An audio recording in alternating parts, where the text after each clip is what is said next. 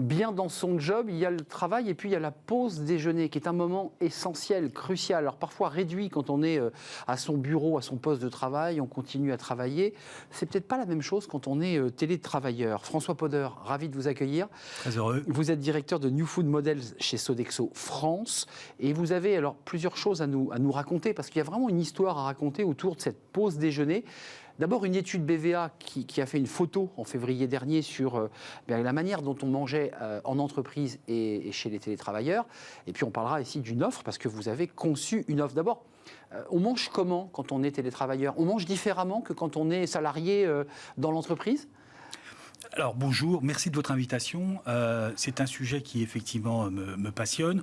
On a fait cette étude pour comprendre ce qui se passe aujourd'hui, mais ce que souhaitent avoir ces télétravailleurs dans leur assiette. Alors aujourd'hui, le télétravailleur, il mange un petit peu différemment. Chez lui, il fait plus attention à ce qu'il mange. L'équilibre sain, il avoue grignoter un petit peu. C'est tentant. C'est tentant. C'est vrai. Mais ce qui pour nous est important dans ce contexte-là, c'est de lui assurer quand il rentre dans l'entreprise, et c'est cet objectif du travail hybride, de lui offrir une solution avec un plat végétarien, avec une alimentation équilibrée, végétalisée, et pour ça, ne pas rompre cette habitude entre ce qu'il peut faire chez lui et ce qu'il fait dans l'entreprise.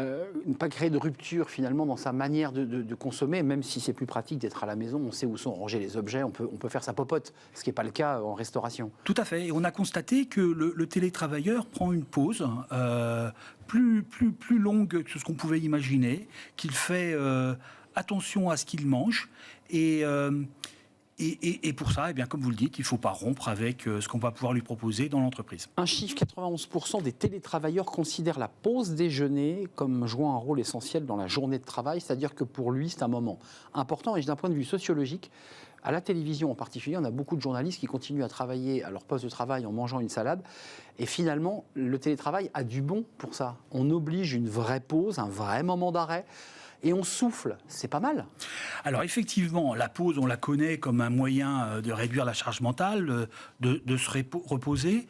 On constate que le télétravailleur, comme l'autre non télétravailleur, utilise la pause comme un moyen de faire autre chose, ses courses, les courses, du sport, de lire, mais aussi, et ça c'est très important, de renforcer le lien social.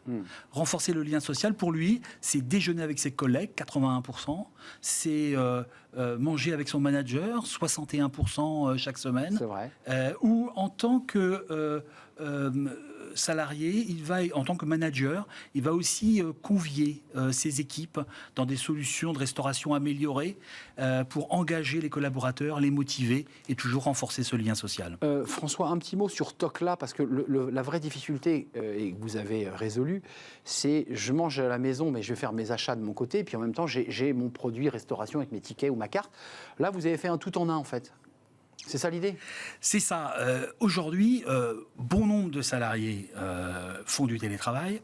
Et aujourd'hui, il y avait une coupure, ce qui avait des impacts économiques, et pas une prise en compte de la réalité entre le chez-soi et dans l'entreprise. Donc, avec la solution Tocla qu'on a créée, on a utilisé les savoir-faire des équipes de restauration collective et de nos équipes qui font des titres restaurants, Futur Pluxee, pour pouvoir matcher ces éléments, permettre d'avoir une seule app, un seul moyen de paiement.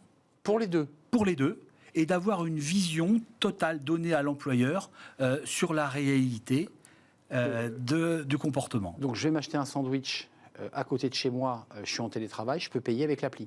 Exactement. Et c'est calculé de manière à ce qu'on ait retiré tous les bons chiffres, qu'on ait le bon compte. Et effectivement, on veut, à travers cela, aider celui qui administre ça dans l'entreprise, les RH, en lui donnant des solutions techniques qui vont éviter le cumul d'avantages et lui simplifier la tâche. C'est un tout dernier mot, c'est de la marque employeur pour vous aussi de développer ce produit, parce que vous dites à ceux qui nous regardent, mais regardez, en télétravail, vous êtes aussi bien que dans l'entreprise, puis quand vous êtes dans l'entreprise, vous êtes aussi bien que quand vous êtes en télétravail. C'est ça que vous nous dites.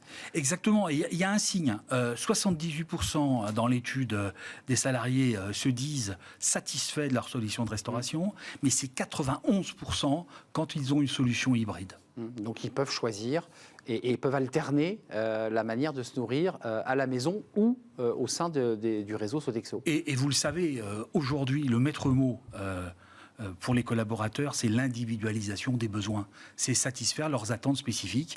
Et Tocla est la réponse à cela. Je fais ce que je veux, où je veux, quand je veux. Toc là, ça veut dire je toque là.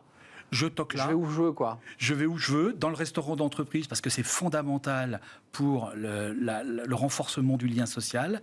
Mais je veux aller à l'extérieur, prendre l'air, je peux le faire. Merci François Poder de nous avoir rendu visite, directeur New Food Models Sodexo France, pour cette étude passionnante BVA. Allez la voir sur le site Sodexo. J'imagine que vous avez un site New Food Models pour découvrir l'étude entière. C'est assez intéressant sur le plan sociologique, sur la manière de consommer nos repas.